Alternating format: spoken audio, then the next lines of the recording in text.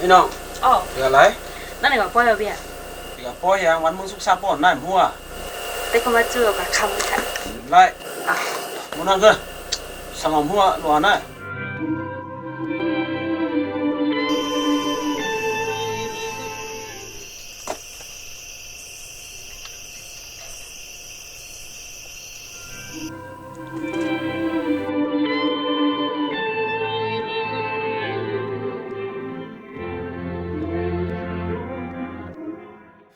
กอดกันไว้ให้อุ่นตัวใจตาคำขึ้นในให้พบปนสุดกว่าเล่นเล่าแหลงถอยแถมแห้งหักเฮาลืมลงหักแป้งเนื้อเจออันมีไว้อุบลาเนื้อคำขึ้นตาหักอ่อนเพื่อถึงหน้ามึงแรงมาใจก็ขึ้นเลยพัดยัน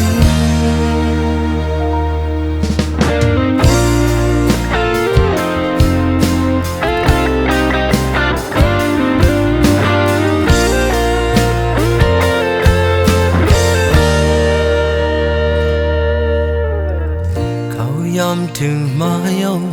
ได้หุ่นขึ้นมันก็อำไลลุกเลือนลาวโบวอดไว้หมดหายหมดเยาขึ้นหักอ่อนเฮาส่งจำสิ่งสุดยอยามเลี้ยวในวนสีเจอเละคุมคอนอนโปหือไหลเพื่อหือใครผ่านกันย้ำในคำขึ้นเจอสัน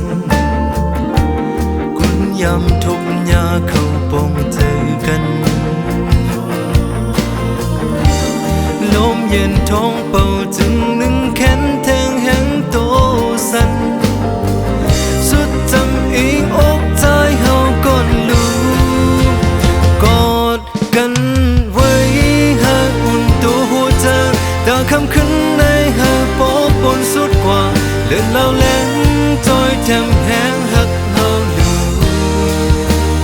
ลองหักแป้งเนื้อเจออันมีไว้อุบลาเนื้อคำขึ้นตั้งหักอ่อนเพื่อถึงหน้ามึงแรงมากใจกูขึ้นเลยพัดยัน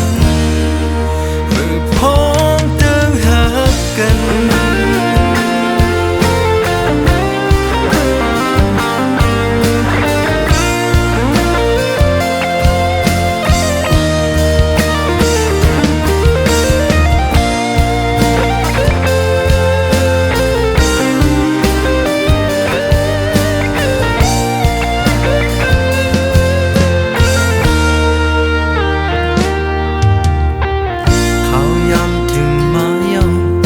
หุ่นขึ้นมันก็อำไล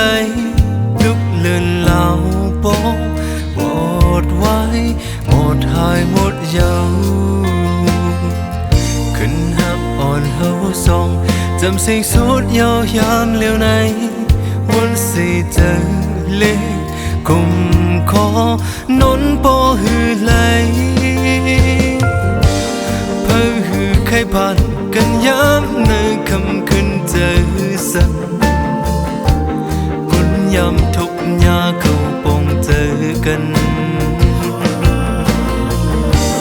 ลมเย็นท้องเป่าจึงนึ่งแขนแทงแห้งโตสันสุดจำอีกอกใจเฮาก่อนรู้กอดกันไว้ให้อุ่นตัวหัวใจตาคำขึ้นในให้ปอบปนสุดกว่าเล่นเล่าแหลงจอยแถมแห้งหักเฮาลืม